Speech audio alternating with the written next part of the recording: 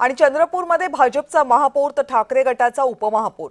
भाजपच्या संगीता खांडेकर चंद्रपूरच्या महापौरपदी तर ठाकरेंचे प्रशांत दानव यांची उपमहापौरपदी निवड झाली आहे। चंद्रपूरच्या सत्तेमध्ये ठाकरे गटाने भाजपला साथ दिली।